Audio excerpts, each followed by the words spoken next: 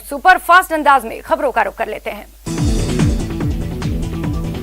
CM Gehlot ने जयपुर में घर घर औषधि योजना एवं 72वें वन महोत्सव का शुभारंभ किया। पौधों के वाहन को हरी झंडी दिखाकर रवाना किया गया। योजना के तहत 1 करोड़ 26 लाख परिवारों को पौधे बांटे जाएंगे।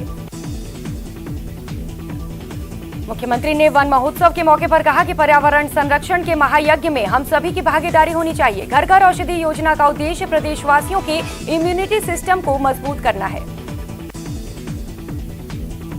इस मौके पर मुख्यमंत्री ने स्कूल न खोलने के फैसले पर कहा कि कई राज्यों के अनुभव ठीक नहीं है। तीसरी लहर की आशंका के चलते मां बाप भी बच्चों को स्कूल नहीं भेजना चाहते।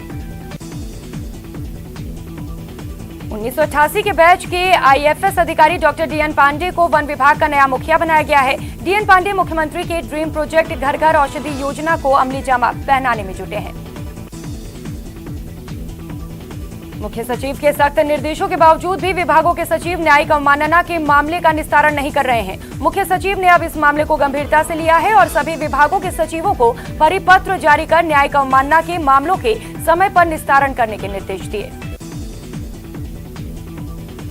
आमागढ़ मामले को लेकर सांसद किरोड़ी लाल मीणा ने समर्थकों के साथ प्रदर्शन किया। पुलिस प्रशासन से बातचीत के बाद सांसद किरोड़ी ने धरना खत्म किया। इससे पहले आमागढ़ विवाद मामले को लेकर विधायक रामकेश मीणा ने सीएम गहलोत से मुलाकात की थी। इस दौरान हिम्मत सिंह गुर्जर भी मौजूद रहे। जयपुर के मानसरोवर इलाके में एक बार फिर से सड़क धंस गई। ये मामला मानसरोवर के थड़ी मार्केट इलाके में हुआ, जहां पर सड़क के किनारे लगी टाइल्स नीचे धंस गई। राजधानी जयपुरा के परकोटा इलाके में भले ही यूनेस्को की वर्ल्ड हेरिटेज सूची में शामिल कर दिया गया हो, लेकिन इसी परकोटे की दीवार संरक्षण को तरस रही है। हेरिटेज नगर निगम के डीपीआरओ को टेक्निकल हेरिटेज कमेटी की मंजूरी का इंतजार है। कोटा में एक 12 साल का बच्चा पड़ोसी के साथ 20,000 की नकदी लेकर फरार हो गया, जिसके परिजनों ने कुल्हाड़ी थाने में मामला दर्ज कराया है।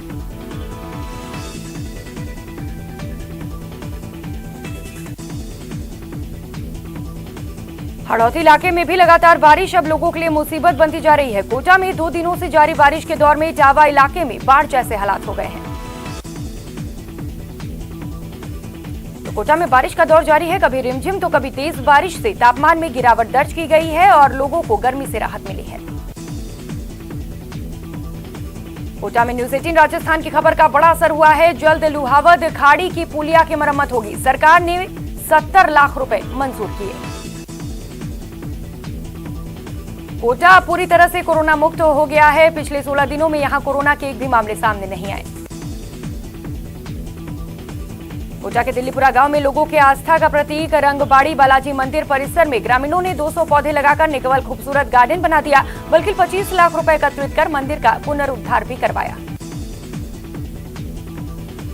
भरतपुर में 2 बाइकों की टक्कर में एक युवक की मौत हो गई, जबकि 3 लोग गंभीर रूप से घायल हो गए। यह हादसा उज्जैन थाना इलाके के पास हुआ। भरतपुर के बयाना थाना क्षेत्र में ऑटो पलटने से एक युवक गंभीर रूप से घायल हो गया। घटना बयाना हिंडौन मार्ग पर हुआ। भरतपुर जिले की खेड़ली मोड़ चौकी ने आर्म्स एक्ट के मामले में वांछित चल रहे आरोपी को गिरफ्तार किया है। पुलिस ने आरोपी को अदालत में पेश किया।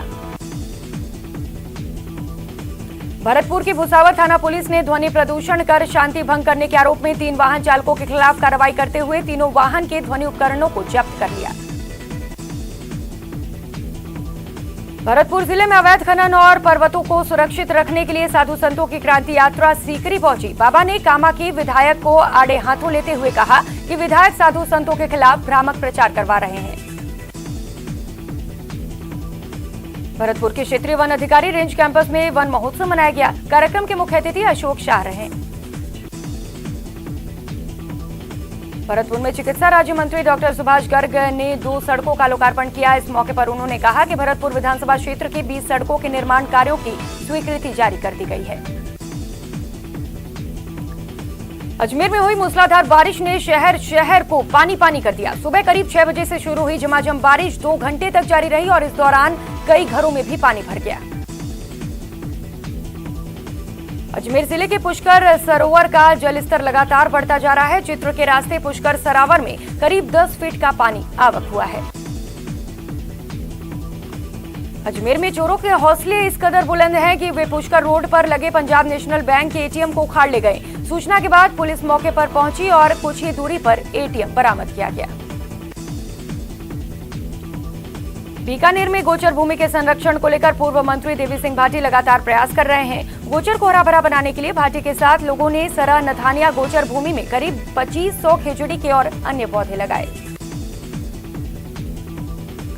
बीकानेर में 72वें वन महोत्सव के आवास पर घर घर औषधि वितरण योजना का शुभारंभ किया गया। उच्च शिक्षा मंत्री भंवर सिंह भाटी, महापौर सुशीला कंवर ने औषधीय पौधों से भरी गाड़ियों को रवाना किया। उच्च शिक्षा मंत्री भंवर सिंह भाटी एक दिवसीय दौरे पर बीकानेर पहुंची, जहां उन्होंने सर्किट हाउस में जन सुनवाई की। उन्होंने जयपुर में अजय माकन के सामने मंत्रियों की शिकायत को सिरे से खारिज कर दिया। जोधपुर शहर के मंडोर स्थित सरपुरा डैम की झाड़ियों में एक युवक का शव मिलने से हड़कंप मच गया। राहगीरों की सूचना पर पुलिस मौके पर पहुंची और तफ्तीश शुरू कर दी। उदयपुर जिले के गोविंदा हाईवे पर बरोड़िया चौकी के समीप 2 ट्रकों में जबरदस्त भिड़ंत हो गई। हादसे में दोनों ट्रक के चालक व खलासी घायल हैं।